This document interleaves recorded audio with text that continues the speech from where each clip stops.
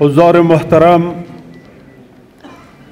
جناب معاون صاحب اقتصادی ریاست الوزراء، اعضای کابینه امارت اسلامی افغانستان، مشایخ، مجاهدین عزیز، ژورنالیستان و همه حاضرین در تالار، السلام علیکم و رحمت الله و برکاته.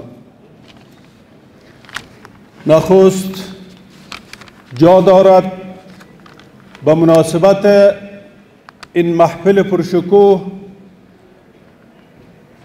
جهت تجلیل از 105مین استرداد استقلال کشور از همه هیئت رهبری وزارت محترم دفاع ملی، به ویژه از برادر بزرگوار جناب مولا صاحب محمد یعقوب مجاهد از صمیم قلب تشکری نمایم. برادران نهایت عزیز و سامعین گرامی، برای شما واضح است که انگلیس در ادوار تاریخ به شمول مرحله اخیر 4 مرتبه در افغانستان تجاوز نموده است. مرحله اول، جنگ اول افغان انگلیس، با ورود نیروهای انگلیسی از دره بولان و شهر کویته در جنوب افغانستان در تاریخ 25 اپریل 1839 آغاز شد. در آن مرحله در اوایل قندهار را تصرف کردند. مسیر بعدی آنها از طریق غزنی به سمت کابل بود و آنها کابل و جلال آباد را تصرف کردند تا 3 سال در تصرف آنها بود. اما در نهایت با تلفات سنگین در اکتبر 1842 مجبور به عقب نشینی شدند و طرف هندوستان عقب نشینی کردند و در این جنگ انگریزها متقبل تلفات بسیار زیاد شدند. در حدود 4500 نفر از سربازان انگلیسی و کمپانی هند شرقی بریتانیا به شمول 12000 از مردمان و خانواده های وابسته به آنها توسط افغانها کشته شدند. وقتی که در مرحله اول انگریزها توانستند کابل را تصرف کنند، در آن وقت امیر دوست محمد خان تبعید به طرف هند شد و شاه شجاع که یک فرد مزدور و همکار انگریزها بود، به عوض امیر دوست محمد خان به حیث شاه افغانستان از طرف انگریزها تعیین شد. و در این جنگ مورخین نوشته میکنند که تماما نیروهای انگریز سرکوب شد. تنها 1 نفر توانست جان سالم به در ببرد و آن هم در حالت زخمی، دکتر برایدین بود که او هم به مشکلات از طرف نیروهای افغانستان نجات یافت. این خلاصه جنگ اول افغان انگلیس بود. جنگ دوم افغان انگلیس بعد از تخمینا 36 سال از جنگ اول به وقوع پیوست و همیشه انگریزها فوقیت طلبی داشتند. در آن زمان میخواست یک نماینده روس‌ها در افغانستان بیایند. انگریزها خبر شدند و به حکومت وقت افغانستان گفتن که شما نماینده روس ها را در اینجا اجازه ندید و میخواستن به خاطر مذاکره در امی باب یک هیئت را در اینجا به کابل بفرستن. از طرف کابل قبول نشد. بین هر دو طرف باز جنگ به وقوع پیوست. این جنگ تخمینا از سال 1878 تا سال 1880 میلادی در زمان حاکمیت امیر شیر علی خان پسر امیر دوست محمد خان صورت گرفت. این جنگ هم بخشی از بازی بزرگ امپراتوری های بریتانیا و روسیه بود. در این جنگ دو لشکرکشی صورت گرفت. اول در نوامبر 1878 انگریزها توانستند با اشغال افغانستان به سرعت تمام نواحی را اشغال نمایند و امیر شیر علی خان را مجبور به فرار بسازند و محمد یعقوب خان را جانشین امیر شیر علی خان بسازند. محمد یعقوب خان که جانشین امیر شیر علی خان بود، این درخواست آشتی کرد با انگریزها و در پی آن معاهده گندمک در 26 می 1879 بین طرفین امضا شد. با اساس از این بین طرفین ترک مخاصمه شد. در معاهده گندمک متاسفانه در او استقلال سیاسی افغانستان در نظر گرفته نشده بود. یعنی افغانستان تحت الحمایه انگریزها باقی میماند.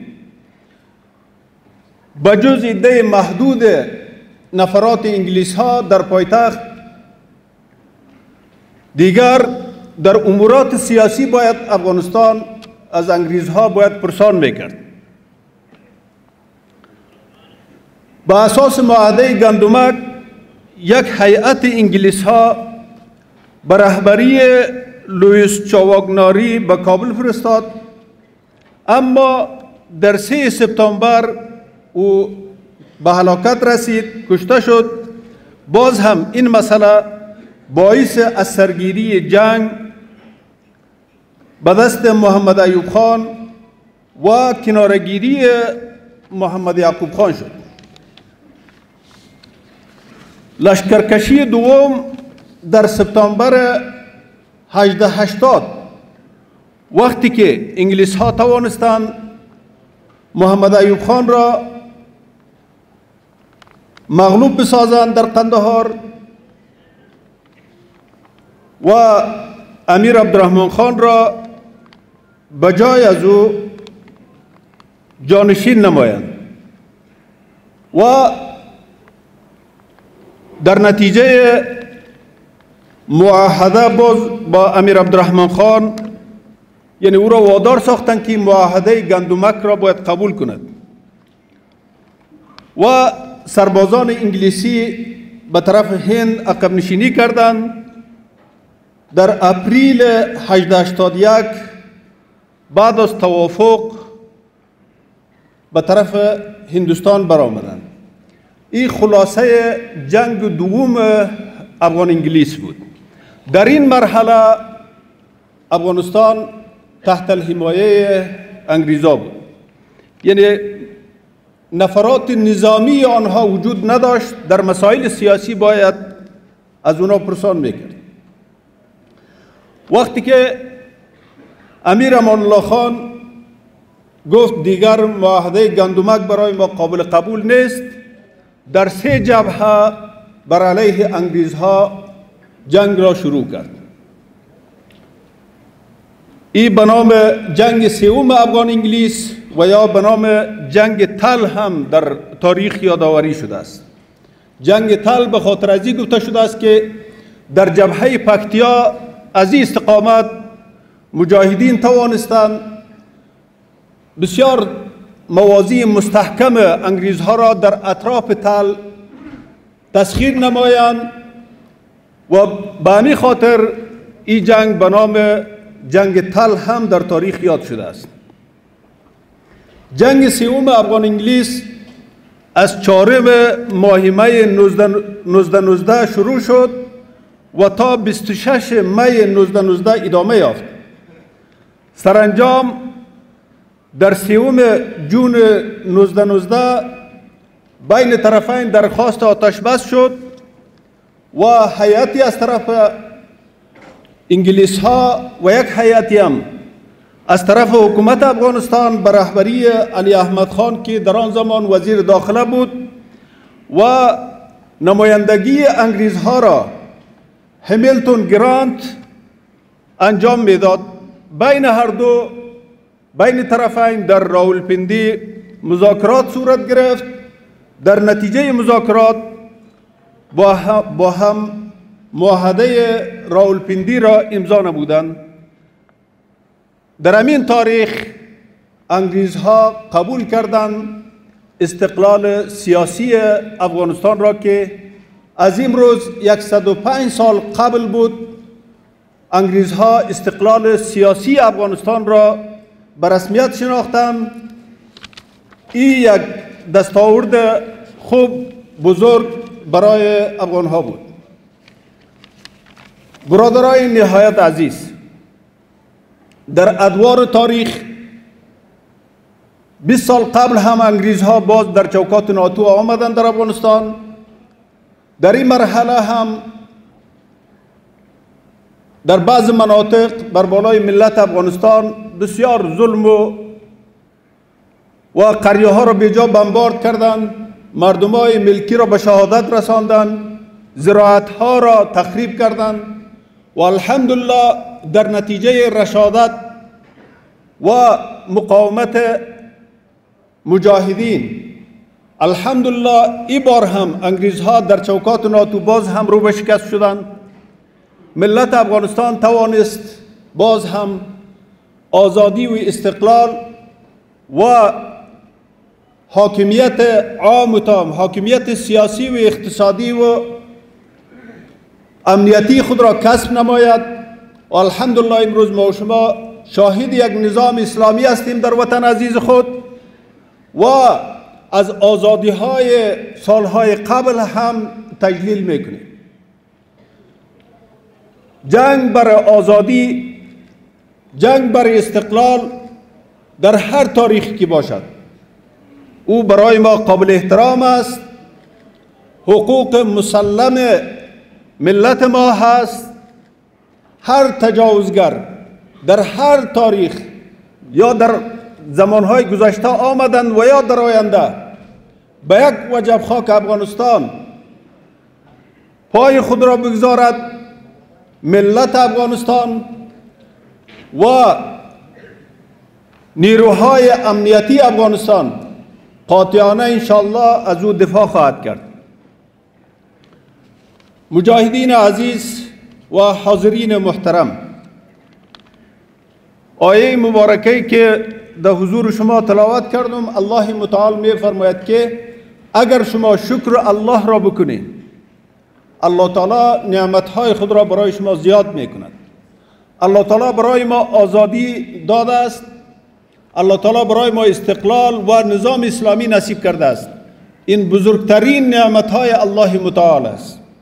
باید مخصوصا مجاهدین عزیز همیشه باید ما و شما شکر الله متعال را بکنیم. الله تعالی میگه که لازیدنکم، لام هم برای تاکید است. در اونجا دیگر اسباب تاکید هم در این آیه متبرکه ذکر شده است. میگه که نعمتهای خود را برای شما زیاد میکنم. خدا نخواسته ولا این کفرتم، در صورتی که اگر کفران نعمت بکنین، این عذابی لشدید، در اون صورت عذاب ما سخت است. یکی از جمله شکر الله متعالی است که همیشه باید در برابر ملت افغانستان ما و شما متواضع باشیم، همیشه با حسن اخلاق خدمت ملت عزیز خود را انجام بدهیم. تواضع از جمله اخلاقهای حمیده و از جمله چیزهایی است که باعث خوشنودی الله و باعث خوشنودی ملت مظلوم افغانستان می گردد. حضرت مولانا می فرماید که تواضع ز گردن فرازان نیکوست، گدا گر تواضع کند خوی اوست. امروز مجاهدین عزیز شما در حاکمیت هستید. امروز اگر شما تواضع بکنین این بسیار میزیبد، بسیار باعث سرور و خوشنودی ملت افغانستان می شود. کسایی که در اقتدار نیستند، هیچ چیز در دست ندارند، اونا تواضع بکنند هیچ کدام معنایی ندارد. گدا گر تواضع کند خوی اوست. از این خاطر با ملت شرافتمند افغانستان باید همیشه ما و شما با اخلاق اسلامی با تواضع رفتار داشته باشیم. انشاءالله این باعث تحکیم و ثبات نظام اسلامی می شود. اما کسایی که متکبرین هستند، کسایی که می خواهند افغانستان را اشغال بکنند، دشمن هستند، با اونها با قوت عمل بکنید. کبروا مع المتکبرین. کسایی که با تکبر میخواهند خدا نخواسته به خاک افغانستان تجاوز بکنند، همراه از اونها با متانت، با قوت، با شجاعت عمل بکنین. همراه از اونها. زیادتر وقت شما رو نمیگیرم. از توجهتان تشکر. السلام علیکم و رحمت الله و برکاته.